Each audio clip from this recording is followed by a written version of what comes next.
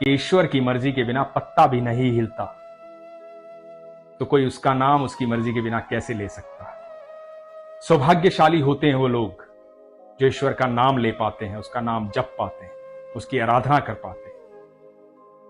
हरे कृष्ण दोस्तों, मैं हूं अनुज शर्मा। आज जो किस्सा आपको सुनाने जा रहा हूं, बड़ा अद्भुत किस्सा है, प्रेम से परिपूर्ण है। भगवान के एक भक्त थे कर्मानंद। बचपन से ही भगवान से प्यार, भगवान की आराधना, सिर्फ भगवान में मोह, और कुछ अच्छा लगता ही नहीं था। सिर्फ राधे राधे जपना, सिर्फ कृष्ण को याद करना, कृष्ण के संग ही रहना, कृष्ण के साथ ही बातें करना। थोड़े बड़े हुए तो सोचा कि यहां से चलता हूं वृंदावन की ओर। बचपन से सुनते आए थे कि ठाकुर वृंदावन में रहते हैं। वो मोर मुकुटधारी दुनिया में कहीं मिले ना मिले, लेकिन वृंदावन में जरूर मिलेगा। तो सोचा कि वृंदावन जाऊंगा, वहीं रहूंगा, ठाकुर के दर्शन करूंगा, ठाकुर से मिलूंगा। सुबह शाम कृष्ण की भक्ति में लीन। तो घर से निकलने लगे। घर वालों ने रोक लिया, बोले कि नहीं, कहीं नहीं जाना, अपने गृहस्थ जीवन में रहो, अपनी गृहस्थी को संभालो, विवाह करो, परिवार के साथ रहो, भक्ति यहां पे करो, पूजा पाठ करो, मंदिर में जाओ, घर छोड़ के जाने की क्या जरूरत है। कर्मानंद तो घर में रहना ही नहीं चाहते थे। उनको भौतिकता पसंद ही नहीं थी, दुनिया से वैराग्य था, भगवान से मोह था। उनको जाना था बांके बिहारी के पास, लेकिन घर वालों ने रोक लिया। कुछ साल बीते, रहा नहीं जा रहा था, जाना था ठाकुर के पास। एक रात्रि जब सब निंद्रा में लीन थे, चुपचाप उठे, अपना सामान उठाया। सामान में क्या? एक झोला, एक ठाकुर जी का विग्रह और एक छड़ी लेकर के चल दिए। अब वृंदावन की ओर जा रहे हैं।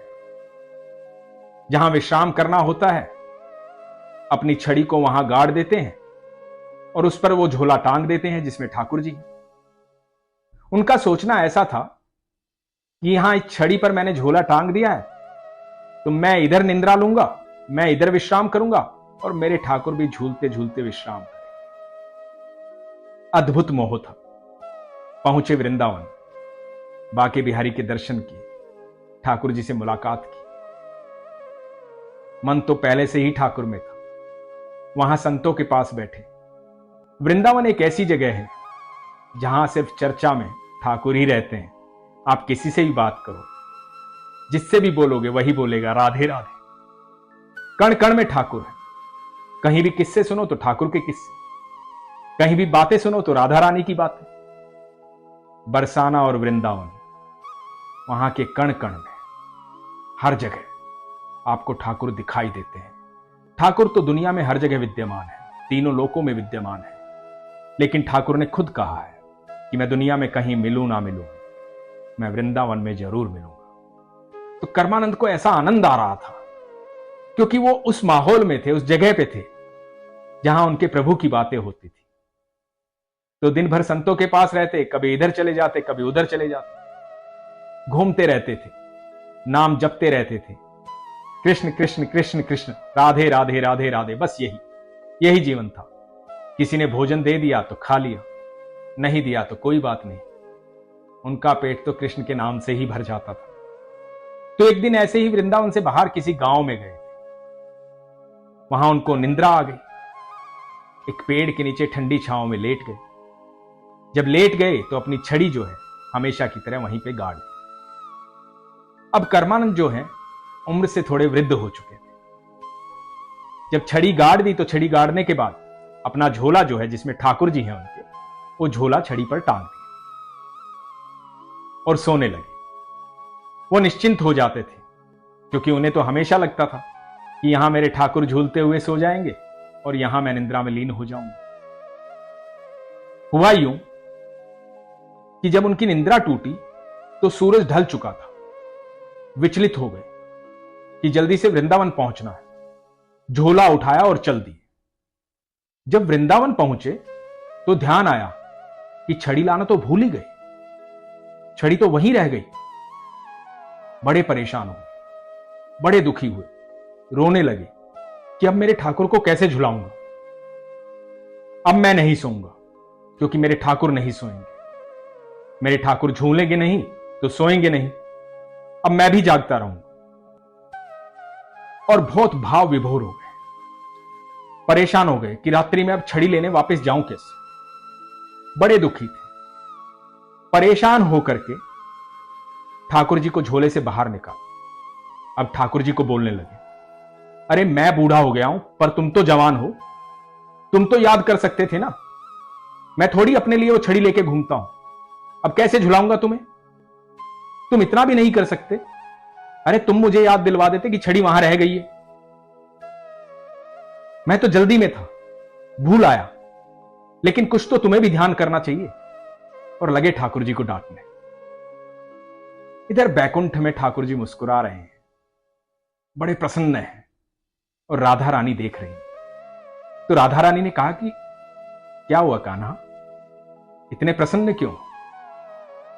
ठाकुर जी ने कहा कि मेरा एक भक्त है कर्मानंद, बहुत गुस्सा है आज मुझसे, डांट रहा है मुझे। मैंने उनका काम नहीं किया, मैंने उन्हें याद नहीं दिलवाया कि छड़ी रह गई है, तो गुस्सा हो रहा। राधा रानी बोली, पर तुम तो इतने प्रसन्न दिखाई दे रहे हो किसी की डांट सुनकर के। भक्त तुम्हें डांट रहा है और तुम खुश हो रहे हो। कान्हा मुस्कुराए। कान्हा बोले, हां राधे, ऐसा भक्त मैंने जीवन में नहीं देखा। सब मुझे भोग लगाते हैं, मेरी आराधना करते हैं, पूजा पाठ करते हैं, अपने मंत्रों से, अपनी पूजा पाठ से, अपनी आराधना से मुझे प्रसन्न करना चाहते हैं। कोई इतना सरल और सहज नहीं होता कि मुझ पर अपना हक जमाए, मुझे इतना प्रेम करे कि मुझे डांट भी दे। कर्मानंद मुझे बहुत प्यार करता है, उसके प्रेम से मैं प्रसन्न हूं। तो राधा रानी ने कहा कि फिर अब जब वो तुम्हें डांट रहा है तो तुम क्या करोगे। ठाकुर जी बोले कि राधे, मैं अभी मिलकर आता हूं उससे। और इधर कर्मानंद धरती पर ठाकुर जी को डांट रहा है, गुस्से में है, चिल्ला रहा है ठाकुर जी के विग्रह को पकड़ के, तुम्हारी वजह से हुआ ये सब। अरे तुम्हें नहीं सोना था, तुम्हें छड़ी याद नहीं दिलवानी थी, अब तो मेरी भी नींद खुली रहेगी, मैं भी नहीं सोऊंगा, तुम नहीं सोओगे। इधर डांट ही रहा है और ठाकुर जी अवतरित होते। कर्मानंद ठाकुर जी को सामने देखता है, मोर मुकुटधारी बाके बिहारी कृष्ण कन्हैया। उन जैसी मुस्कुराहट तीनों लोकों में किसी की भी नहीं है। वो कृष्ण है, वो कन्हैया है। वो जब आंखें बंद कर देते हैं तो सृष्टि का विनाश हो जाता है, जब नेत्र खोलते हैं तो पूरी सृष्टि खुशहाल हो जाती है। वो जब मुस्कुराते हैं तो प्रकृति झूम उठती है। वही है कृष्ण, कर्मानंद के सामने खड़े।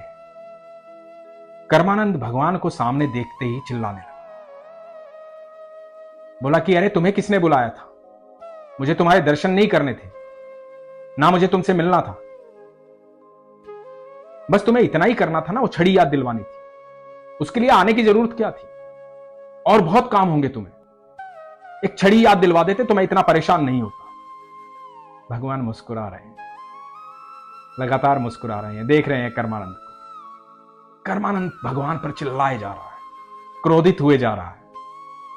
कुछ देर बाद कर्मानंद को एहसास हो कि अपने आराध्य पर चिल्ला रहा है, अपने ठाकुर पर क्रोधित हो रहा है, और ठाकुर मुस्कुरा रहे हैं। कर्मानंद ने कहा कि प्रभु क्षमा करें, क्रोधवश न जाने क्या क्या कह गया, मुझे माफ करें। आप ही मेरे सर्वेश्वर हैं, आप ही मेरे सब कुछ। मुझे तो इस बात का दुख हो रहा था कि अब मैं आपको झुलाऊंगा कैसे।